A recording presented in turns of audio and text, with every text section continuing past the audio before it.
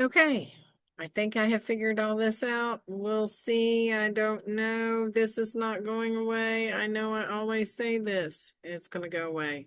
It's eventually going to go away. Okay, well, let's get started.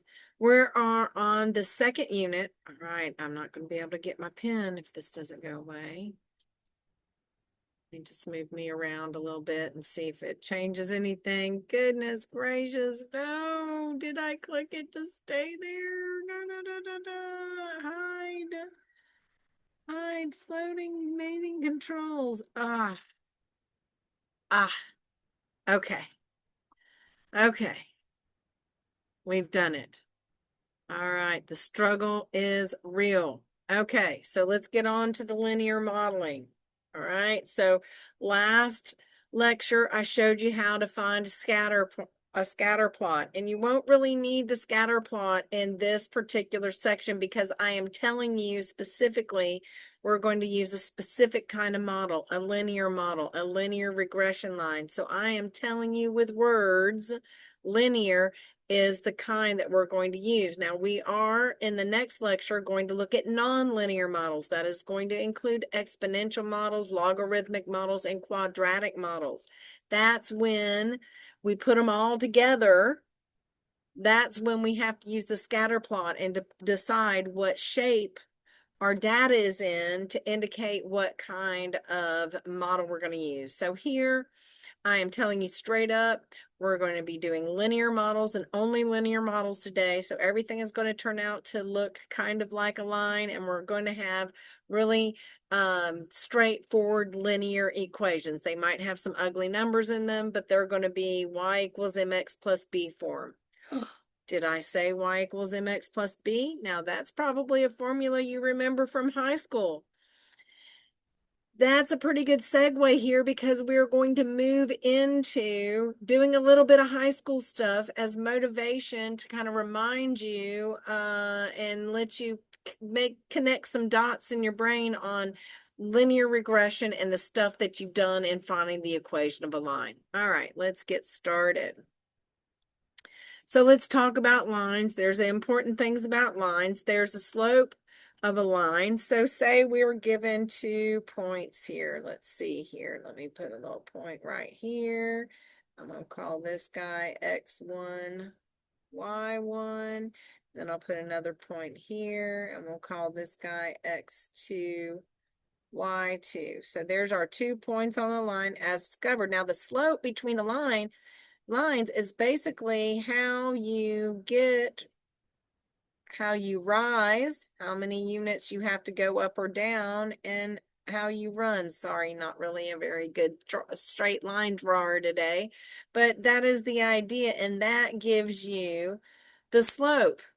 Okay, and so this value right here is the difference in the y's, the y2 minus the y1, and this value right here is the difference in the x's, the x2 minus the x1. And that gives us the equation of slope, and I don't know why it's did like this, so I'm going to write it a little bit prettier so it's not. I'm going to write it like this, y2 minus y1 over x2 minus x1. Now, notice here it's all messed up. It's a bad formula. I just noticed that. My slide's messed up anyway. Yeah, y'all don't look at that. That's wrong. Don't do that. That's wrong. This is it right here. You have to be consistent. And I always start with the second point. That's just the way that I do it. Okay, and then what also goes along with this, and I know this is just stuff you're going to remember from high school, or maybe you're trying to forget from high school, but the other thing that comes along is this y equals mx plus b form of the line, and y equals mx plus b, where the m is the slope, right? Which is where you get y2 minus y1 over x2 minus x1. Oops. Oh, let me just mess everything up here. And the B is a special point. It is called the y-intercept, but we'll also refer to it as the initial value.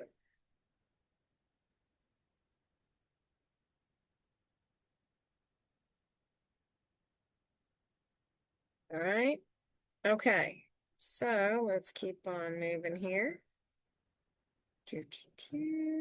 So let's start with an example here. This is really going to throw you back. Find the slope between 2 points using the slope formula.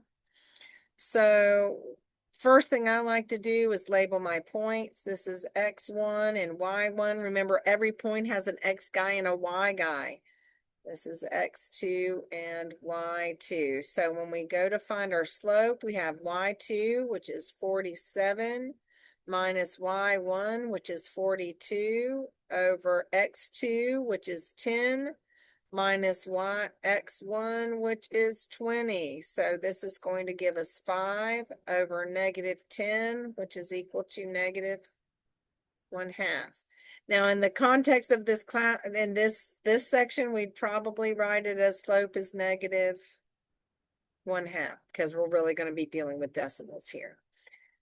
All right, so there it is from the algebra class. Now, what will it look like in this class? Well, over here, we have example 2. It says the revenue earned from 15 candy bars was $130 from one team, and 20 candy bars revenue was $190. Find the slope. Now, we have to be sure that we're relating all of the same things, the X's and the Y's, the inputs and the outputs. And remember that inputs are typically the number of things sold, the number of things manufactured, number of years passed. These are inputs, and the outputs are things like money earned, money cost, rate of population growth, or the number of the population at that point, things like that. So when you set these guys up, I'm going to set it up as candy bars. So the number of candy bars and the money. I like to write that down.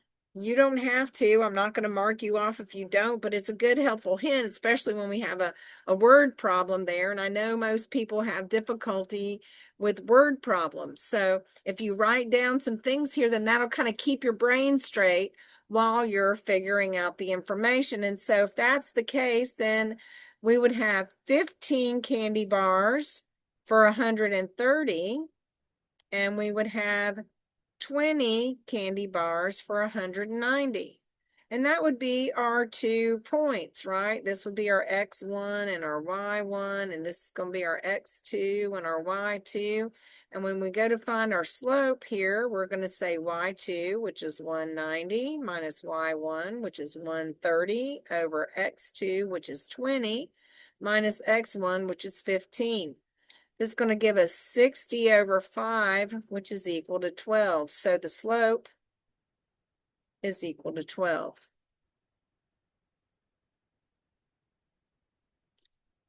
So I want you to make note here that we're talking about 2 different situations here. So this first situation, we're given the information in 2 points. Okay. Now we're going to do something in addition to this. We're going to find the equation of the line. Okay. Now there's going to be 2 situations when we find the equation of the line. One situation is going to be that we're given the slope and the y-intercept. So I'm going to write something up here. Okay. So this situation here is given the slope and y-intercept. Okay. When you're given the slope and the y-intercept, it's only one step. We're just going to plug it in. Okay. So here's our equation. Y equals mx plus b. We're going to remember that the slope is equal to m and the b is equal to the y-intercept, or the initial value.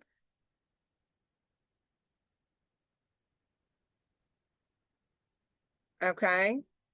The x, it stays x. And the y, For now, it's going to stay Y. We're going to change it from Y here in a few minutes, but right now it's going to stay Y. But the thing I need you to understand is the X and the Y here stay in. The only thing we're plugging in is the slope and the y-intercept. So here we see the slope of 5 and the y-intercept of 3. That tells us that M is equal to 5 and B is equal to 3 because the y-intercept is always of the form 0, comma B if it gives it to you in that form. Initial value means when time is at 0. Y-intercepts means when X is at 0. Okay, and so here we have this information. We know what our formula is, so I'm going to say Y is equal to 5. You put in the X, got to have the Y, got to have the X, plus 3. This is the equation. Remember, we kind of learned a little bit of that when we're doing the problem solving, that we have to have that variable in the equation. All right. So let's look here at the example in the word problem form. So in the word problem form, it says the cost of a city bike rental is $18 per hour. That's a rate, right?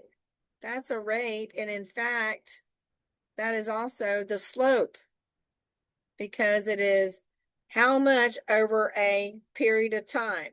Okay, so this is also the slope here. So M is equal to 18, and it says plus a $20 flat fee. So that means no matter how many hours you ride, when the number of hours you ride is 0, X is equal to 0, the Y is going to be equal to 20. And so this is 0, comma, 20, or in other words, B is equal to 20. And now we can just plug it in here. Y is equal to 18x plus 20. And that gives you the equation. So what good is that? Well, you can tell me how much it's going to cost me to ride the bike for 10 hours. To ride the bike for 10 hours is going to be $200. Okay, to ride the bike for 5 hours, it's going to be $100, and we can figure that out by plugging in that value for X. So let's just look at that for a second since I said it. So if we wanted to extend this and I wanted to know how much, well, oops, hold on one second. Okay, so sorry about that. Anyway, all right, so how much will it cost to rent for 10 hours? Well, that means that we're going to let X equal 10 and find Y. That's all we're doing. We're going to let X equal 10 and find Y. Now, we use a little bit more sophisticated notation here. We're going to replace Y, and I mentioned a few minutes ago that we're not necessarily always going to use a Y. We're going to replace Y with f of X. And that's just a fancy way of saying Y. And I'll show you why, and you might remember this from high school. You might not remember this from high school, but right now this is our equation in function notation. And that's kind of what I want to do all of our stuff in, is in function notation. And the reason why I want to do it in function notation is because it makes some sense. If I want to know what X is equal to 10, I go f of, and I'm going to stick in the 10 here.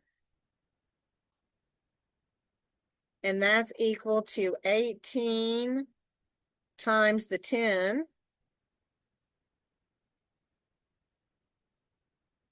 plus the 20, which is 180 plus 20, which is 200.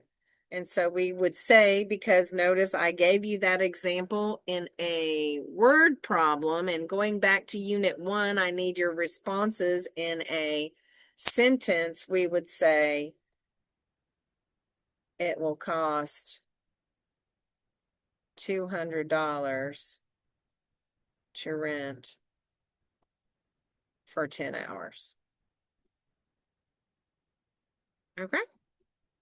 All right, let's keep on going. Okay.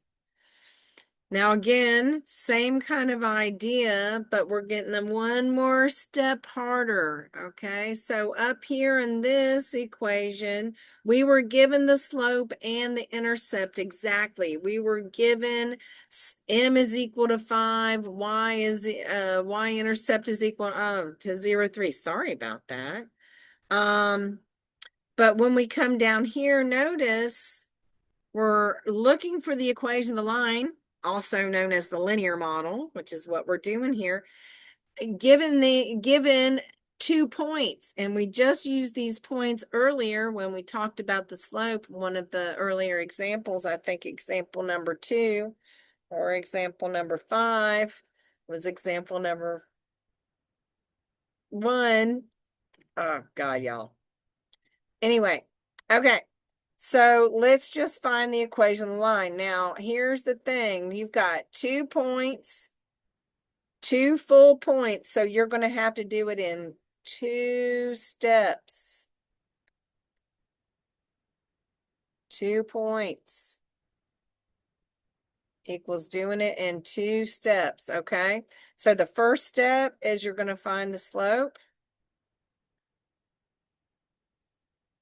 I don't know why I'm writing it there. Let me just write it in. So the slope here is going to be, we have x1, y1, x2, y2. So we're going to say 47 minus 42 over 10 minus 20. That was equal to 5 over negative 10, which is negative 0.5. Okay. Now, the second step is we're going to use the y equals mx plus b to find b. All right, so the way that we do that is we choose one of the points. So I'm going to use the point 20 and 42. And our m, which is negative, and I'm going to write it in fraction form because my brain works better in fractions. You can keep on working it in decimal form, but my brain right now is going to work better in fractions. And what we're going to do is remember that this is the x value of the point, and this is the y value of the point, and this is the m. And notice we have 4 variables here, y, m, x, and b. So if we have 3 out of the 4, we can find the 4th one, and that's the idea here. And so we're going to plug them in. I'm going to say 42 equals negative 1/2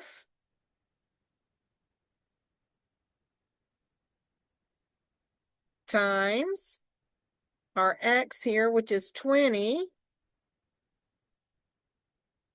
plus b. That's what our equation looks like here, and then we'll finish it up. Here we say 42 equals half of 20 is 10, so negative 10 plus b. And when we move that negative 10 over, we'll get 52 is equal to b.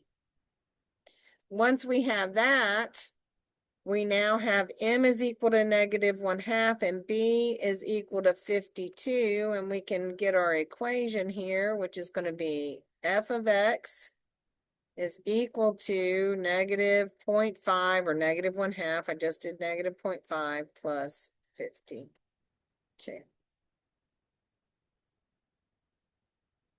Okay, or you could write it like this. Let me just show them both because I want to make sure you understand that these are the exact same. All right, so let's give you a you-do here.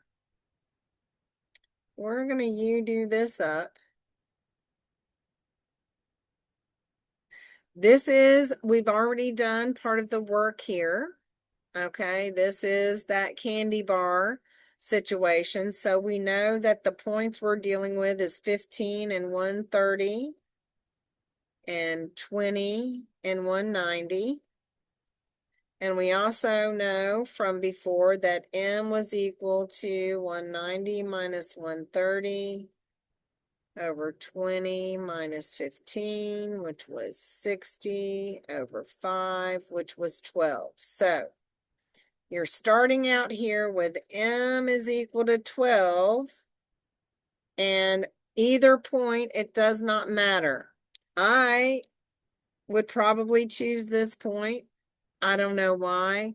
I think because I can multiply by 20 easier than I can multiply by 15, but that's just me. I'm also going to write down the point that I'm choosing to use. Okay, let me give you a couple minutes.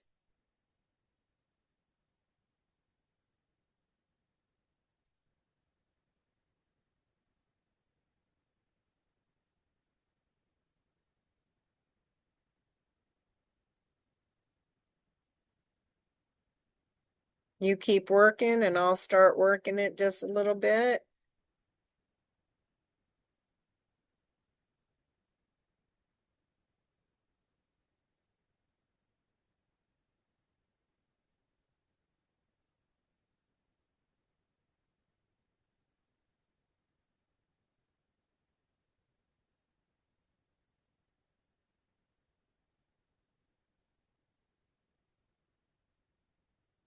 Okay, so we're there now. It asks us to find that linear model, so that means you're going to have to say f of x is equal to, and our m was 12, so 12x. It is not the model if you don't have the variable in it, so 12x minus 50 in this case, because it's plus a negative 50. Okay, now I have absolutely beaten you up over this, and it's just part of the learning process. It has certainly reminded you of things that you've already learned, but now we're going to turn to technology, and we're going to do the rest of this and everything that we'll do in our next lecture, all using the calculator. All right, so here we are. Let's use the calculator and do this problem. This is the exact same problem we just did, but I want to do it using the calculator. So first things first is you need to set up your data here, and I'm going to set it up in a table, right? I'm going to do the candy bars, the number of candy bars, and then I'm going to do the money. That's how I'm going to set it up. I'm going to set it up like that. And so we had 15 candy bars was 130. And 20 candy bars is 190. Now, this is just like when we did the scatter plots here. We're going to enter in our data. What we have here is L1 and L2. Yay. Okay, so let's get over here and let's enter in our data. So let's get over here to our calculator. And we turn on our calculator. It is clear. We're going to hit stat and we're going to hit enter, which I've written right here, stat, edit. We're going to enter L1 and L2.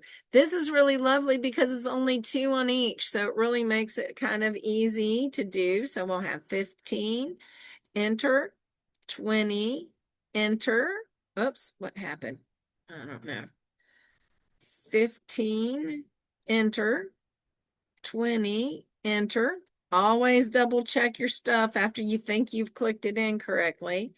130, enter, and 190, enter. Notice that you've got all the candy in one list and all the prices related to the candy in the other list, okay? Don't mix them up or you won't get the right answer, all right? Now, just for funsies, I want to zoom stat this guy just so you can see that it's a line. You see that? It's a line. It's just two dots. Any two dots make a line. Okay. You don't need to necessarily do that, but that is going to be part of the steps for you to do the work for the quiz and the work for the exam. And that'll be gone over in the next lecture very deep in lots of detail. Okay. So we are here. We put our data in here. Okay. And now what we're going to do is we're going to say stat. And this time we're going to go over to calculate. Stat calculate. And notice that there's a whole lot of stuff here. And I'm going to go out on a limb and say that some of you already know how to do this based on the homework and stuff that I graded last section, that you, instead of doing your standard deviation by hand, you used a calculator. Sure hope you didn't do that on your exam. I haven't graded the exams yet, but I will be grading them this week.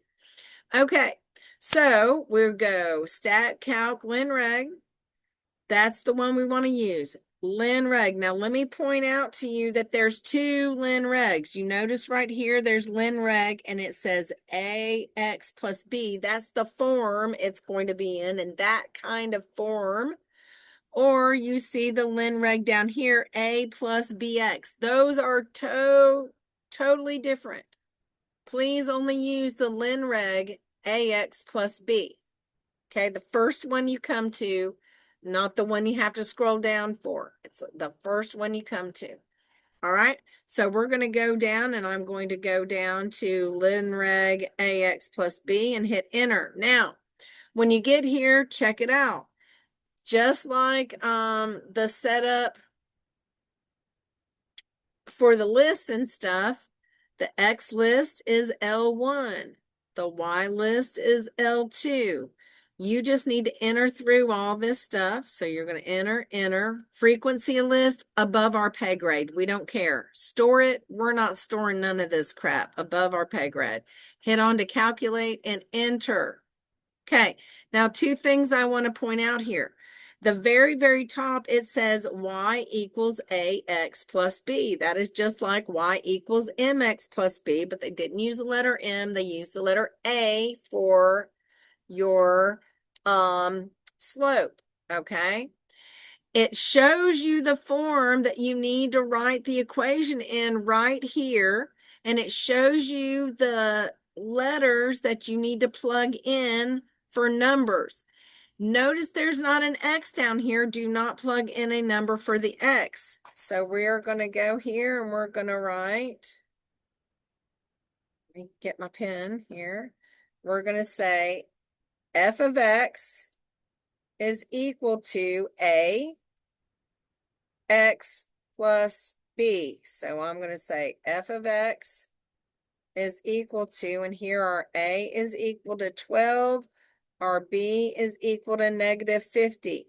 I highly recommend you writing this stuff out for full credit.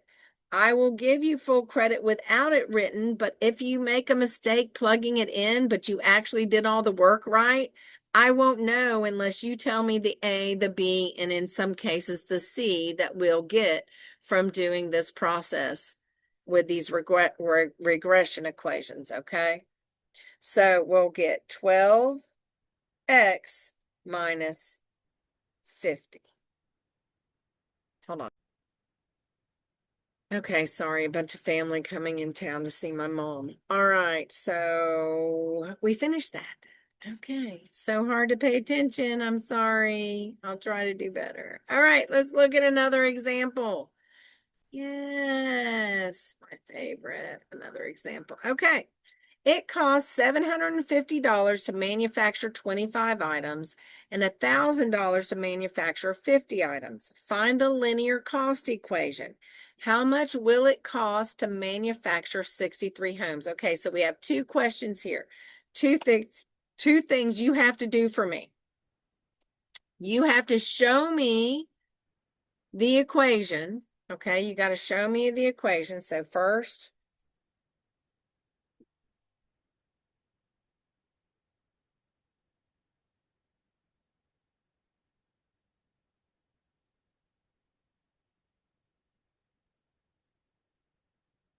And then second, you're going to use the equation to answer the question.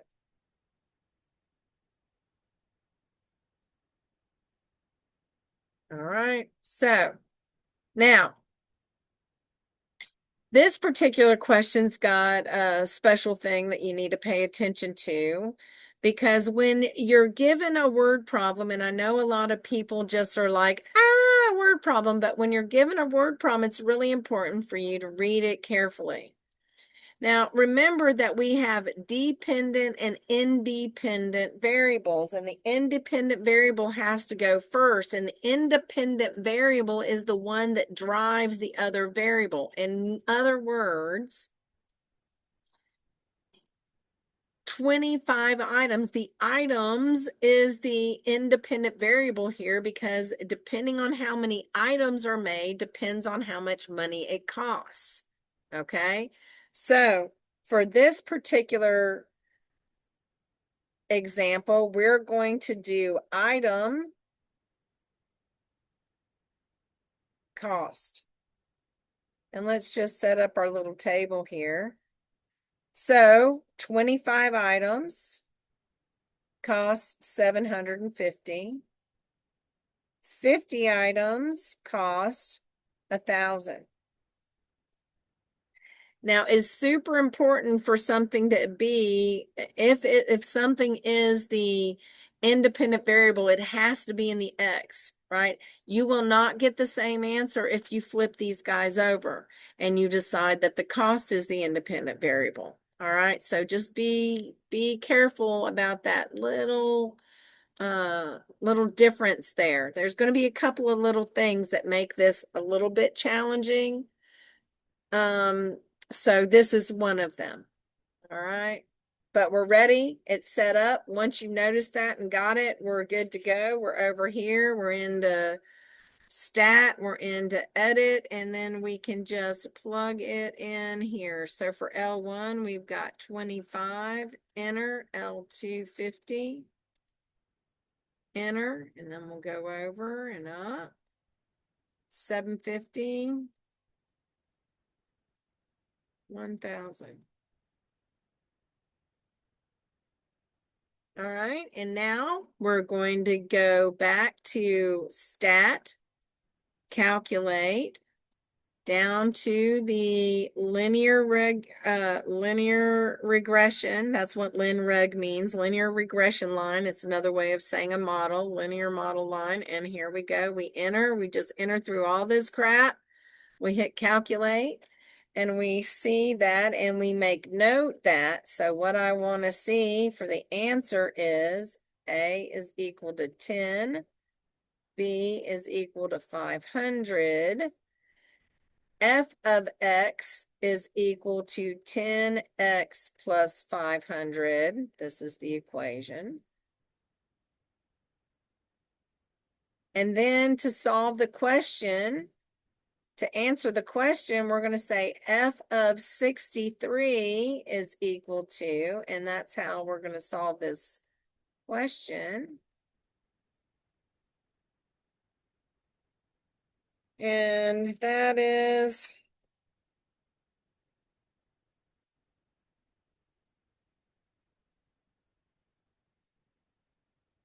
$1,130. Now, again, you have to give me the answer in full sentences. Full sentence for answer. I am only going to give you half credit if you do all the work and don't follow the directions. I hope you've learned that from me by now. Okay, so the full sentence for the answer is going to be the cost of 63 items is $1,130. Okay. All right, but what do I need to see? I need to see everything in pink here. Everything in pink. I want to see this. I want to I must have the equation. If I don't have the equation, you're going to lose a lot of points. And then also I need the sentence that answers the question. Okay. All right. Let's take a look at this guy. So sometimes it's not as common, the relationship's not as common as, say, like the cost of something and the number of items manufactured or something like that. But here you can see that we can relate the two same things. So let's look at it. It says the freezing temperature of water is 0 Celsius and 32 degrees Fahrenheit. The boiling temperature of water is 100 Celsius and 212 degrees Fahrenheit. So remember, we don't have any points that are both X's and we don't have any points that are both Y's. They have to be different. They have to have an X and a Y. So here we're going to have Celsius and Fahrenheit. All right, so we can either do it Celsius in Fahrenheit, and there's no way I'm writing that word, or it could be done Fahrenheit, Celsius. Now, we have to choose between these, and I'm going to tell you which way we want to set that up, depending on what the question is asked. The question says, give the temperature in Fahrenheit for 22 Celsius. That question tells us that Celsius, so what this is basically saying here is Celsius. I never spell Celsius right. Celsius is independent. Okay, because we want to know Fahrenheit when Celsius is something. So that means Celsius is driving the bus here. Okay, let's get our data here. So we're not going to use this one. We're going to use this one. And it's 0 Celsius when it's 32 degrees Fahrenheit. And it's 100 Celsius when it's 212 degrees Fahrenheit. And then we're going to come over here and we're going to put it in our calculators. Go to stat. Go to edit. Here we go. Over. I'm going to do 0. Enter. Don't forget to hit enter. I know that sounds silly until you do it and you forget to hit enter, and then you're going to go, now I know what Dr. Kelly was talking about when she kept on saying, don't forget to hit enter. Okay. Now we're going to say stat, over to calculate, down to linreg, enter through all this crap, and here we go. The information I'd want to see. A is equal to 1.8. B is equal to 32. F of x is equal to 1.8x plus 32, because that's a positive 32. And then finally it says, give the temperature of the Fahrenheit when it's 22 Celsius. So then we'll get F of 22. And when we figure that out, 1.8 times 22 plus 32, it's, oops, sorry, a little crazy with the parentheses. You know me and my parentheses. It is equal to 71.6 degrees Fahrenheit. So we'll say 22 Celsius is 71.6 degrees Fahrenheit.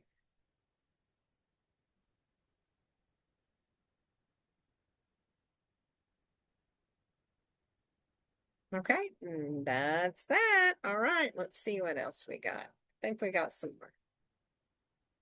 Yes. We've got quite a few on this one. Okay, let's take a look here. So the variable cost to manufacture a product is $10 an item and a fixed cost of $2,500. Let X be the number of items and Y be the total of cost, and find the linear model. How much will it cost to manufacture 144 units? Now notice this one's different. We can't make X and Y table here because it didn't give us a point at all. There's no point. We do not, 10, 2,500 is not the point. You have to read these questions. You cannot just look at the numbers and decide what those numbers mean. You've got to read the questions and comprehend what is being asked. And so When we take a look here, it says the variable cost. Variable means it changes, right? $10 an item. That means that M is equal to 10. And a fixed cost. That means whether we buy an item or not, or manufacture an item or not, we're not buying here, we're making them. So whether we make an item or not, it's going to cost us $2,500 no matter what. Now, what do fixed costs include? Let me just put this in the real world. We're talking employee wages, your rent, your utilities, all the things, so many things. I used to own businesses. It's so many things. I don't want to go on and on. Okay. But that is the case. That's going to be in your fixed cost stuff that you have to pay no matter if you manufacture anything or not. All right. So that is that value. Okay. So that initial means that that is like a y-intercept, that fixed cost. That's an initial cost. That's a no matter what. That is when X equals 0, Y equals 2,500. In other words, right? No matter what. Okay. So this is a situation where we're just going to use Y equals MX plus B, because this is B and this is M. And that's where being educated helps you, because you can look there and say, oh, I don't even have to do much work here. This is pretty easy here. If you recognize it, f of x is equal to 10x plus 2,500. That's our equation. And then it goes on to ask us, how much will it cost to manufacture 144 units? So oops, I thought it changed colors here. It didn't. Let me change colors here real quick. So that would be F of 144. And that is equal to 10 times 144 plus 2,500. And when you do that, it is 3,940. And so our sentence would be the cost to manufacture, that's not how much it's going to cost maybe to buy it, but the cost to manufacture 144 units is $3,940. Okay. Awesome. All right, so here is another situation. Now, this is going to give us points here, but it's another nitpicky thing. You cannot, let me just stop before I rattle your brain anymore. And we only have 4 more examples, including this one, but let me give you the silly phrase of the day. Today's lecture's silly phrase is, the ceiling fan is judging my dance moves. Let me repeat it. The ceiling fan is judging my dance moves. Okay, so let's get back here to example 11. And the example 11 I bring up because it is super common. And even though I always make a big deal when I teach it to my students, people only halfway listen and or only halfway understand, don't follow up with any questions, and get it wrong on the exam. You cannot use dates as data. Okay, I'm going to write it big and obnoxious here. You cannot use dates as data. And I mean like 1969, 1943, 2015. You cannot use those numbers. You cannot use dates as data. You must convert them into the number of years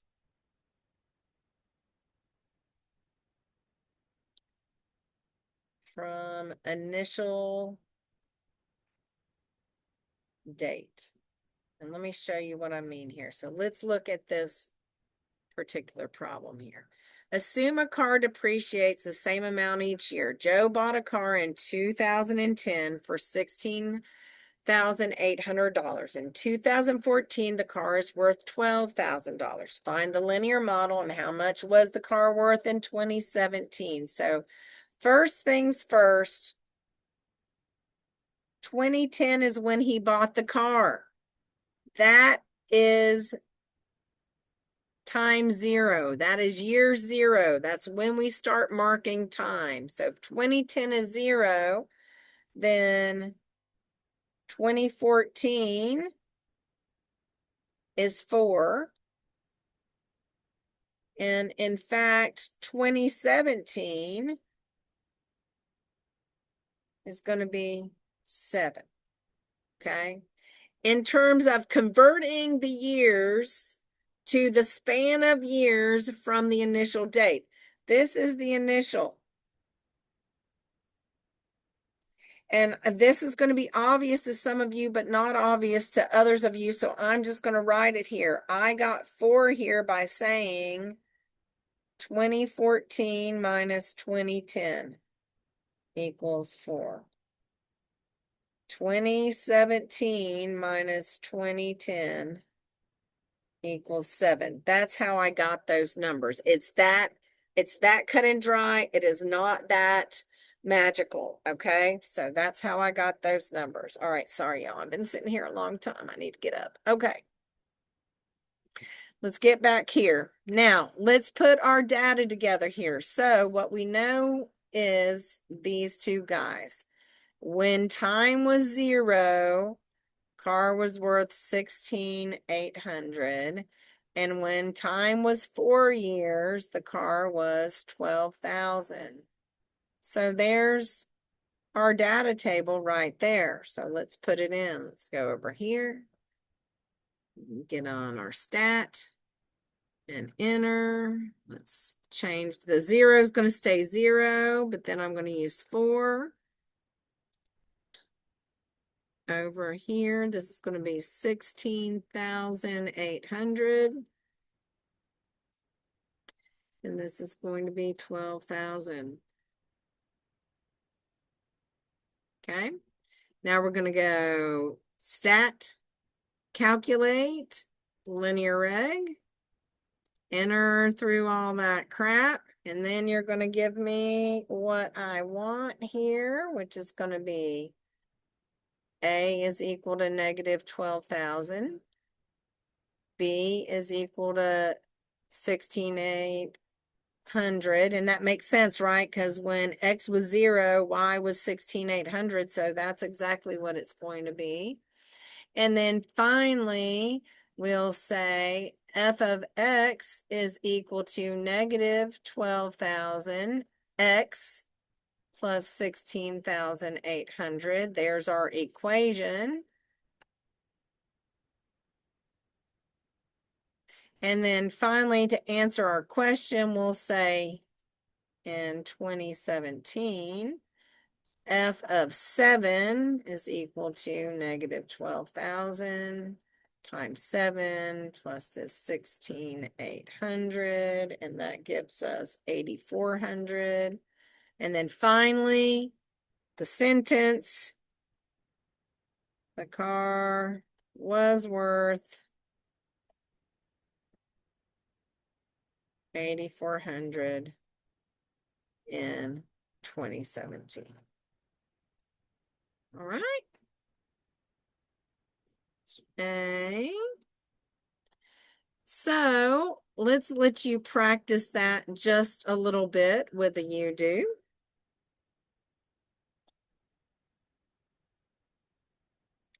Here we're dealing with dates. So the initial date, 1980. is equal to 0. So what is 2020 equal to, and what is 2040 equal to? So start with that. I'll give you a couple minutes to work on this.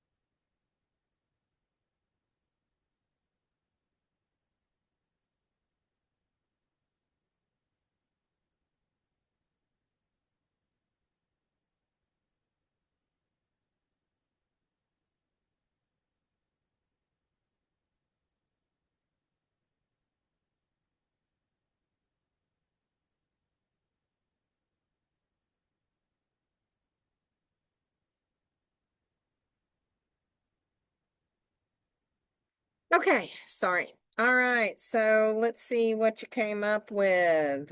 I come up with the date and the population. You don't have to do this. This just helps me kind of think. So time 0, population 24.5. In 2020, that's going to be 40 years. 2040, that's going to be 60 years. So we're not worried about this guy. I just like to get it all together when I'm thinking about it for that, right? And so this is going to be 40 is 34. So when we come over here, put everything in. We got 0. This is going to be 40. This is going to be 24.5. Notice that we're dealing in millions. We're not going to make that number be 24.5 million. We're going to put the answer in terms of millions, and that'll take care of it. Then we'll hit stat, over to calculate, down to our quadrag, through everything, and this is what you were given.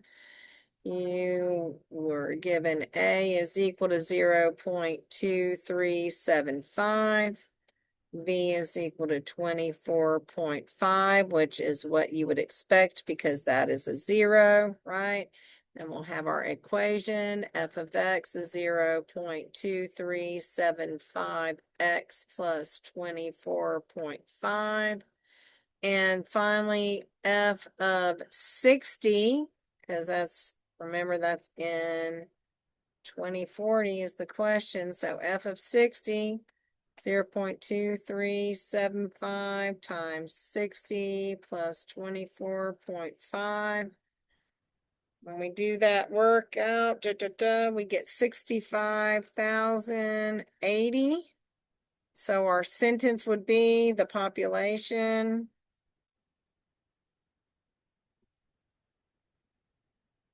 in 2040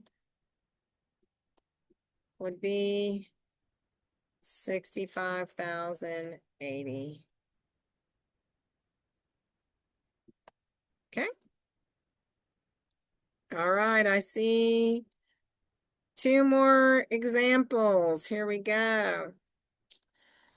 Suppose the Flagstaff's number of residents increases by 1,000 people per year. If the initial population is 46,080 people in 1990, find the linear model that represents this growth, and what was the population of Flagstaff in 2009? Okay, this didn't give us 2 points. I hope you keyed in on that. And it also said 1,000 people per year. That's kind of a rate there, and that tells us that M is equal to 1,000 per year. And then it also said the initial population was 46,080. So that straight up tells us that B is 46,080. 80 in 1990. So 1990 is going to be equal to 0. That's where we're starting the count. Now, we don't need that information to get our equation. Our equation is going to be f of x is equal to m 1000 times x plus b, right? But when it asks us what was the population of Flagstaff in 2009, because we dealt with 1990 as 0, indicated here by calling it that initial population, then we have to do f of what's the difference here? So if 1990 is equal to 0, what is 2009? Might not know that. Might be hard to think about that. We just need to do the subtraction. 2009 minus 1990 is going to give us 19. Not 19, 59. Ah, my bad. My brain is so tired now. So 59 is what 2009 is. If 1990 is 0, then 2009 is 59. And I'm going to write in f of 59.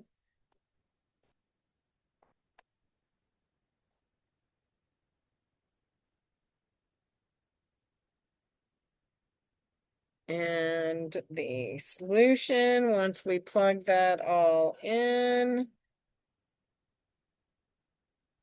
Oh,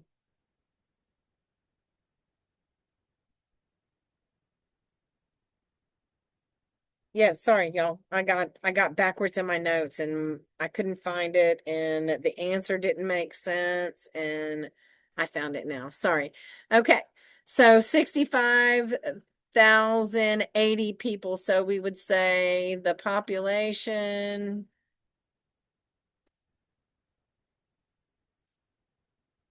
in 2009 was 65,080 people. Okay, now let's get to the last one. I can't wait. I'm so tired. All right. This is very similar to something you're going to get on the homework. Very similar. All right. So this requires you to do two separate things here. First, we're going to have to change our dates to data we can use. And then just use the calculator. Notice that there's multiple entries here, and that's okay. You can make it with, if there was 1,000 entries here, we could still use that linear model here. I'm sorry, I just noticed I am just literally holding my head up right now. Okay, so the number of stay-at-home fathers has been growing steadily at a nearly linear rate. Use the data given to find the linear model that describes this growth. What is the expected population in 2035? So the first things that we need to do is we need to set values for the dates, okay? Because we can't use these dates. So 1976 is 0.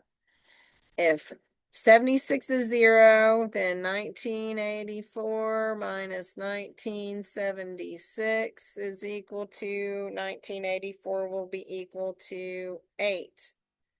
This will be 1991 minus 1976. So 1991 will be equal to 15.